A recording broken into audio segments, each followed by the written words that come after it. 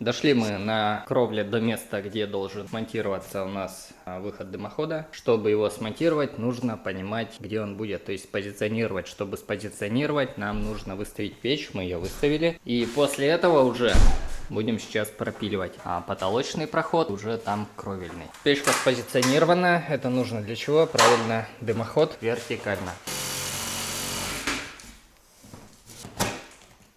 Дом зимовал. Сейчас тут ручей должны течь, по идее. Нет, но все сухо. Ну что, сыро там? Нет, конечно. Все сухо? Конечно, сухо. Все сухо, без обмана. Конечно, вы можете сказать, что мы заранее все там скрывали, просушили и сейчас на камеру делаем, но нет. Вот так вот стоит печь. Вот у нас центр дымохода. Ну и вот там у нас центр дымохода на крыше. Сейчас сделаем отверстие сквозное наверх. И когда у нас отверстие там будет, мы можем уже лезть на кровлю и центровать наш конус. Сделали, отцентровали. Короб пока на черновую вырезан. Тут гипсокартон еще будет все подрезаться. На это внимание не обращаем. Скрывали только для того, чтобы найти центр на кровле. Печка, наша печка, она уже обожжена. Обожжена на улице была. Тут вот следы сажи, на стекле следы сажи. Почему на улице? Потому что при первом прожиге печки на ней есть некоторый слой, ну, во-первых, и краска обгорает, и всякие смазки. В том числе консервационные, чтобы... Это ж металл, нужно понимать. И когда первый раз топишь такую печь, вот это все начинает обгорать, и очень неприятный запах образуется. И чтобы не пропитывать свежий ремонт, свежий дом этим запахом, печку обжигают на улице. Просто берут ее, ставят на улице и затапливают. Она прогревается, все у нас выгорает, все запахи они на улице, все, печь остывает, можно заносить дом и далее уже заниматься монтажом. Это не обязательное условие, но это правильно делать так.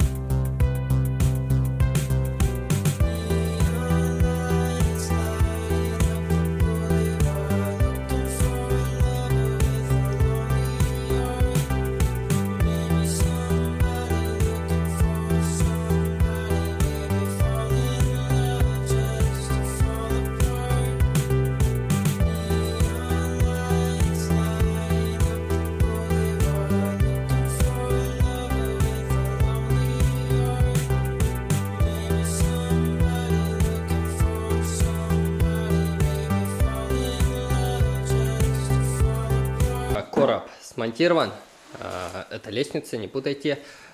Профиль КНАУФ металлический, обшивка огнеупорные листы изнутри, разумеется, потому что печь будет стоять внутри, листы изнутри. Вот эта вот рамка, это также для листа вот этого огнеупорного такого, который будет здесь. Не будем полностью все вот так зашивать. Далее проходка, и там уже кровля и колпак, монтаж которого вы уже видели.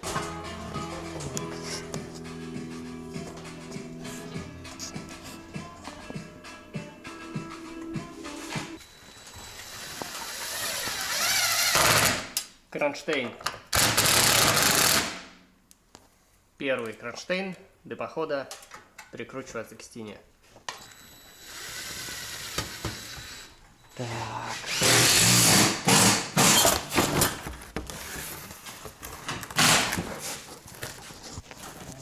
Вот он, элемент крепления к стене.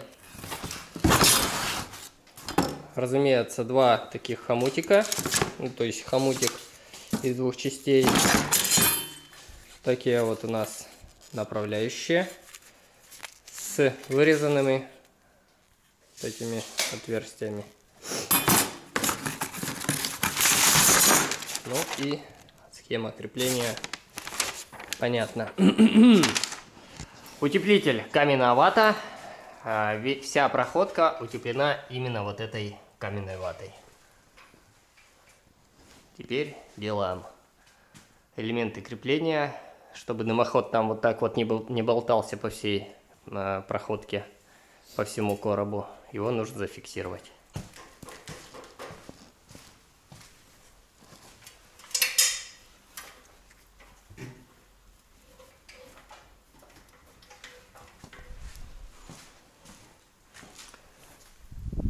Утепление стенок по 100... Да нет, тут не по 150. В общем, не менее 250 миллиметров утепления короба. Где-то больше, где-то меньше. Ой, меньше нету, 250 минимум. Здесь закладывается 50-й утеплитель и поджимается гипсокартоном. А вот там сейчас будете наблюдать... Ой, пыль, грязь, пески, грязь, пыль. Так. Вот так вот это все выглядит. Насколько вам видно или не видно, но лучше я вам не подсниму.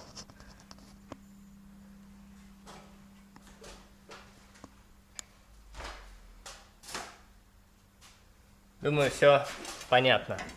Дымоход у нас пойдет туда, на колпак. Там уже улица. Здесь он будет закреплен вот этим хомутом к этой площадке. И здесь будет экран, скорее всего.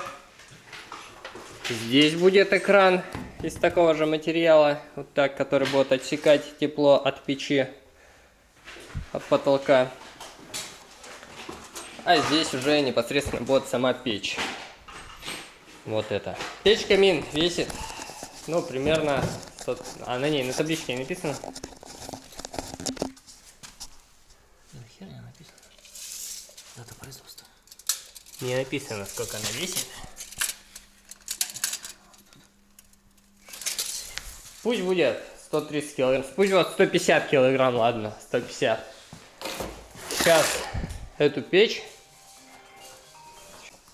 Итак, продолжим. 150 килограмм, засунуть туда. Сложность в том, что сбоку уже не подойти, потому что у нас сделаны экраны. Ставить по высоте будем на кирпичики, силикатные обычные кирпичи.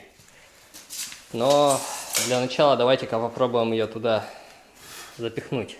Так. Ну, сначала она разбэшкает, да? Опа.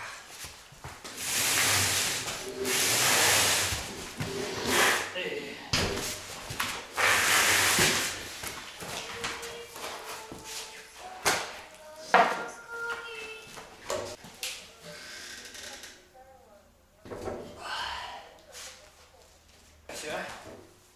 Ну что, сейчас на кирпичики попадаем? И все. Не, попадать туда. Давай мы его сейчас вот так вот наклоним, чтобы поставить ее на передний. Ты че? На передний. Гонишь? Что к стеклу доходит? Там кирпичи. Не, давай, ладно. Давай сейчас на задний, ты что не рядом. Задняя, да, и поднимаем вот туда. У тебя соскочила, да? Там она буквально на раз. Давай. Так давай шагать, да и все. Давай, делай свой крачик.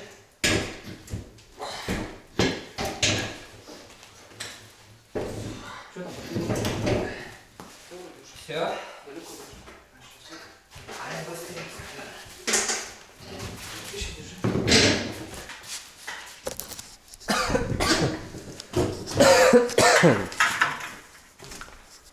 Ну, как-то вот так. Труба-то вон она, можно прикинуть.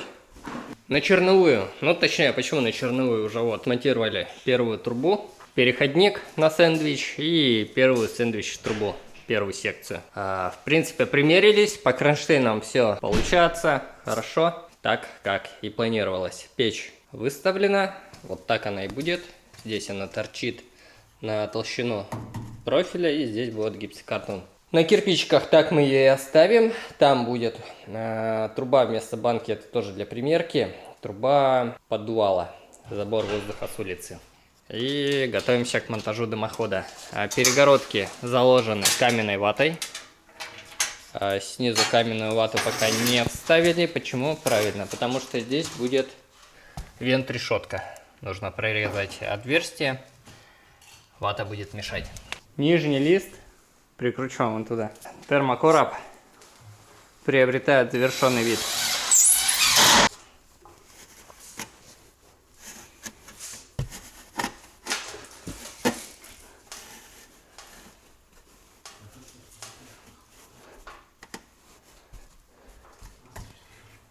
Для чего это делается-то? Да нам нужно весь жар от печи, который будет, отсечь от вот этого места, от дымохода, от проходки, от стены, от потолка. Максимально отодвигаем это все внутрь помещения. И тем самым за счет вент-решеток, которые будут прорезаны, сохраняем это тепло в помещении, чтобы она не улетала у нас никуда. Ну и пожарная безопасность в первую очередь также будет соблюдаться. Вот проходка как выглядит. Тут уже все отрегулировано, хомуты эти выставлены. Нам осталось сюда дымоход завести и хомутами зафиксировать, чтобы он у нас вот так не болтался. Этот хомут расположен здесь. Два хомута, ну и колпак на улице. Тихо, куда его? Стой. Я боюсь. Острыми углами шлепаешь так. Чуть палец мне не проткнул. Хватит. Переделал. Ну? Блять, надо же, наверное, утеплитель заложить сюда. Надо было выпилить где-то, наверное, штуку. Эту-то выпилим. Сюда надо. Да, запихай я, давай. Он же мелкий. Так получилось, что все три... А где третья труба? Принесена. Все 3 метровые трубы будут у нас заводиться снизу вверх. Не очень удобно, но по-другому нам хомуты просто-напросто не защелкнуть. Опа.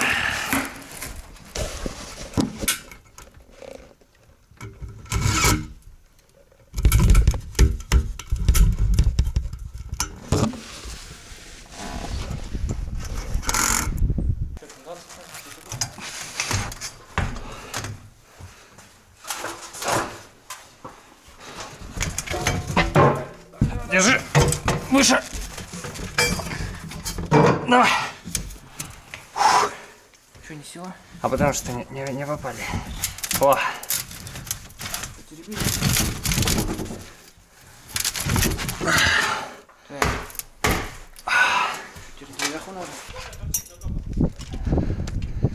Торчит 30 сантиметров. Не знаю сколько. Мало. Че, давлю?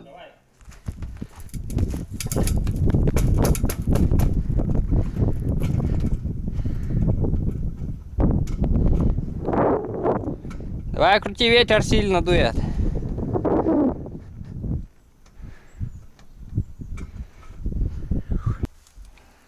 Так.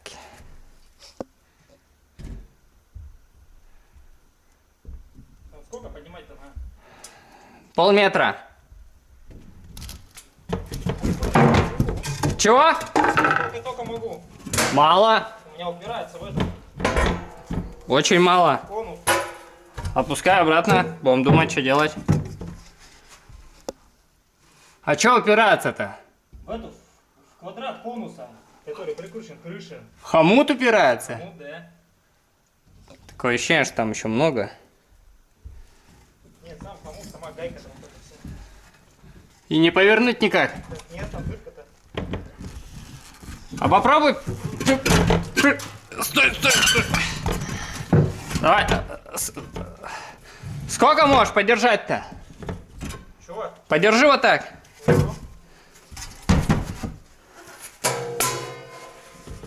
А нифига. Нифига, вообще нифига. Опускай. Блин, вот задача-то. Так. Держи.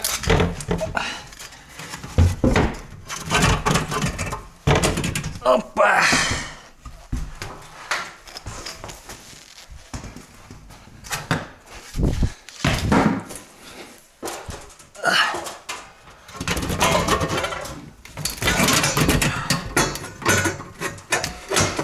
Держи, держи.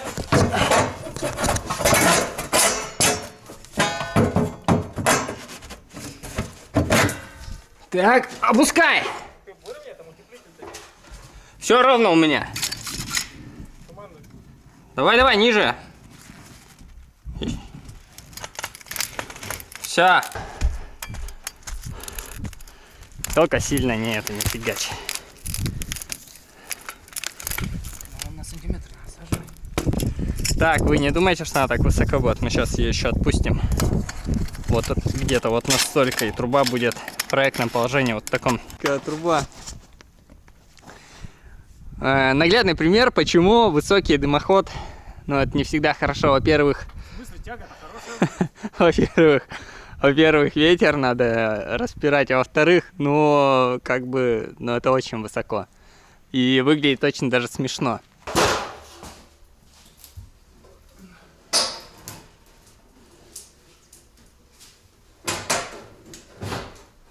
Все, осаживай! Осаживай! Вот!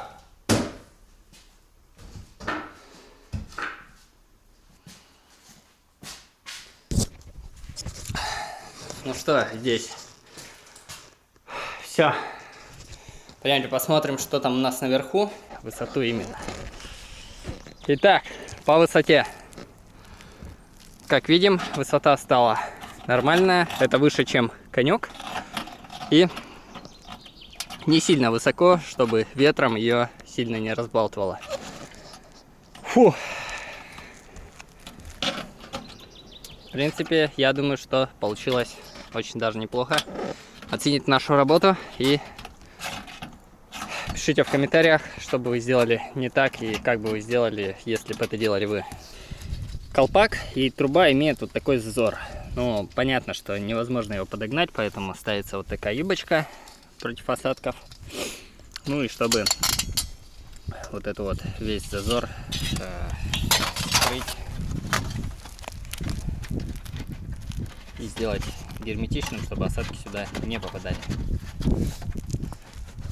Вот эта юбка уже ставится вплотную и зажимается двумя болтиками.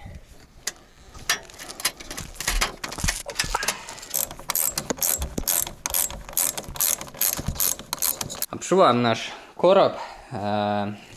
Хочется сказать про вот этот гипсокартон. Очень плохо режется. Он такой волокнистый. Вот есть видно, что волокна в нем.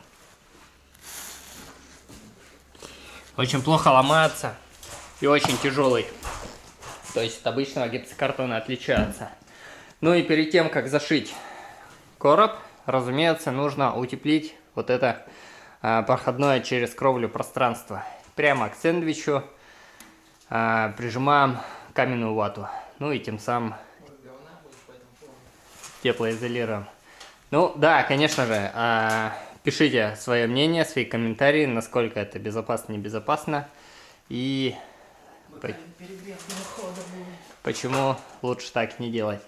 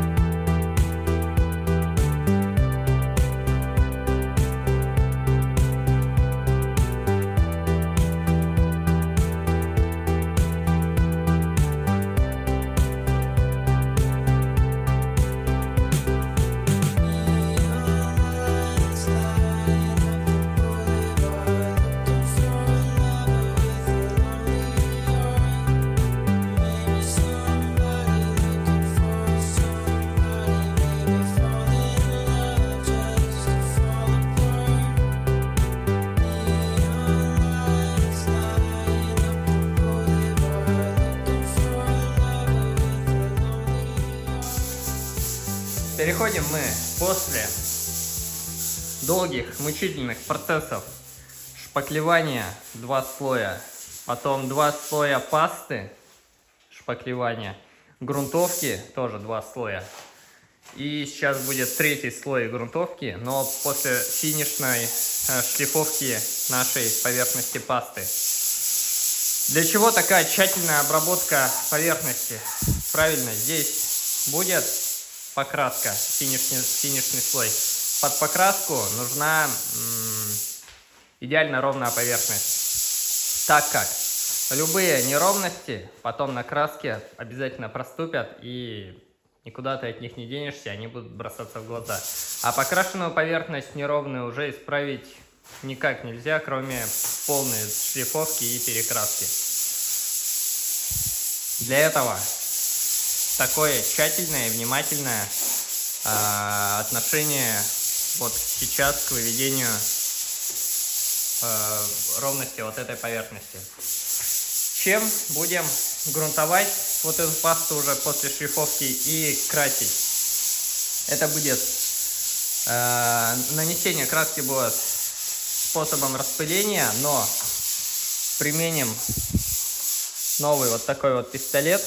Ну, новый в плане, у нас вот он новый, он еще ни разу не пользованный. Фирма бюджетная, потому что такие устройства, как правило, для таких точечных работ используются и не очень часто, даже, скажем так, редко. Поэтому нет смысла нам, для наших мощностей, наших использований, вкладываться в дорогой профессиональный пистолет. Свою задачу выполнит и вот такой простенький. Ну, мы так думаем. Конечно же, результат будет перед вашими глазами, и мы поймем, справился он с этой задачей или не справился. Грунтовку нанесем с помощью его же, также распылим. Ну, а потом все промоем и краску. По поводу материалов, которые используются. Паста Knauf готовая, не надо вот ее наводить, она уже в ведре вот такая готовая. Фюгена тут нету, его уже измазали весь, но это первый слой, это был фюген. Грунтовку тоже от Knauf вот такую используем. И краска. Особое внимание к краске.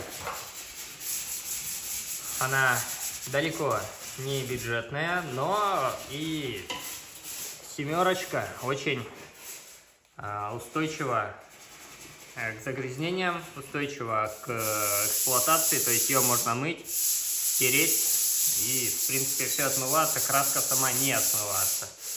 И также пленка очень прочная получается для выдерживания всех физических нагрузок, но, разумеется, не так, чтобы вы взяли кочергу, со всего маху ткнули, тут и гипсокартон все не выдержит.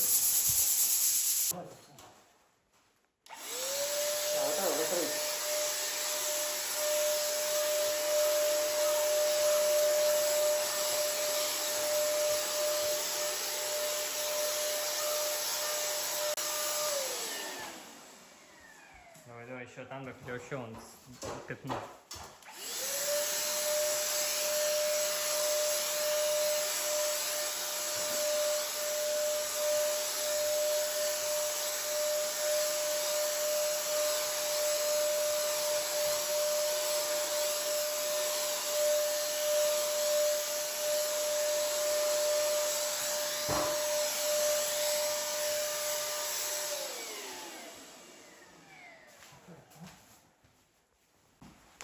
Ну что, оцените? В принципе, на видео все видно. Наносится удобно и равномерно. Как будет ложиться краска, уже будет намного яснее по работе данного пистолета, потому что грунтовка прозрачная, очень сложно ее контролировать. Даже на видео это понятно, вам даже, наверное, не видно, а вживую это не видно, не то что на видео. Поэтому все со светом проявочным проверяем, чтобы нигде не осталось никаких пятен. О, оказывается, есть фонарик. Отлично. Дальше после того, как это высохнет, будем наносить непосредственно краску.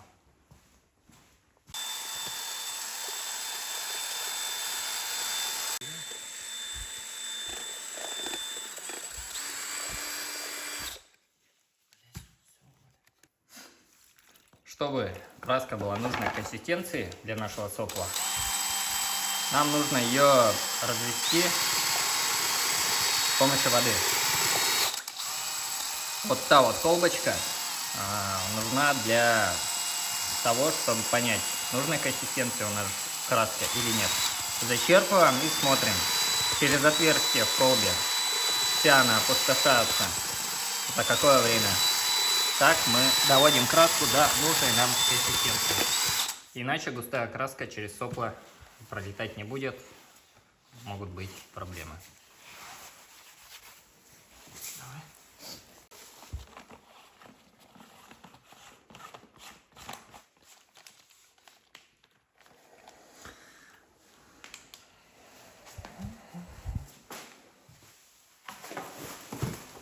Ну что, друзья, будем пробовать.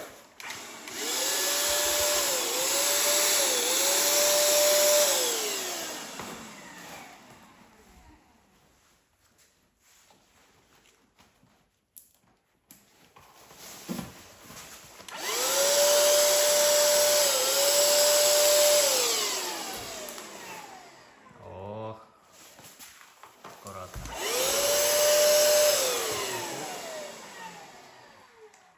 Так.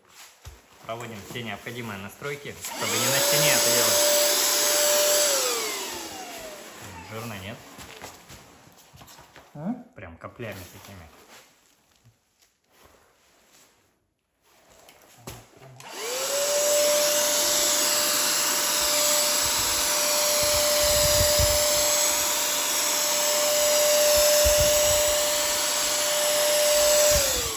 Нормально, не течет. Не жирная пленка получается. Стеной ты так не помашешь. Давай пробовать. Рисовали, есть краска, есть работа. Нет, делаем все капитально на первый раз. Все, стремянку.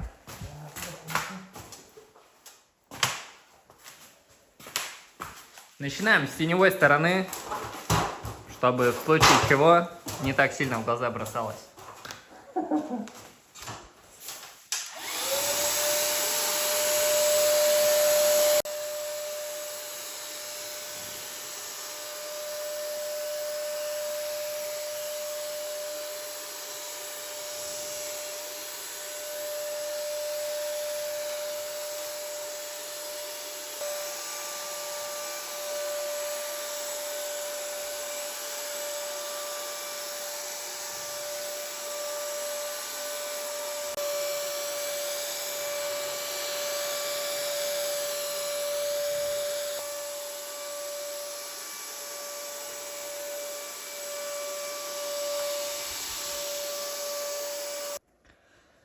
Ну и что мы с вами видим? В 3 слоя покрашен короб, а краски ушло. Ну, ориентируйтесь. Вот где-то вот так вот, потому что банка не доверху была налита. Ну, примерно 700 миллилитров ушло на покраску вот этого короба. Если бы красили валиком, например, я думаю, эта банка уже вся бы была вот там. А так как распылением идет нанесение краски, то пленка получается более тонкая, ну и расход, разумеется, меньше. Если использовать вот такую дорогую краску, то вот такая экономия, она довольно-таки существенно экономит денежки. И такой пистолет очень даже скоро себя окупит. Ну, если, конечно, не сломаться раньше.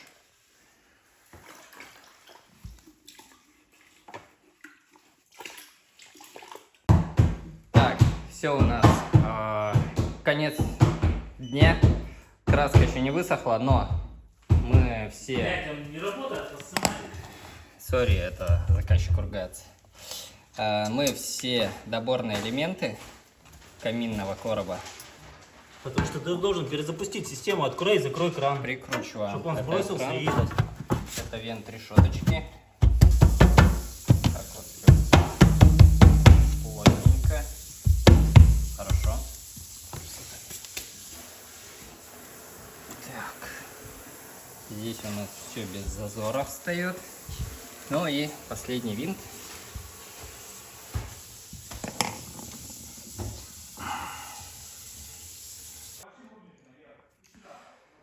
Фух, подведем итог. Наконец-то печь-камин у нас доделан, и результат перед вашими глазами.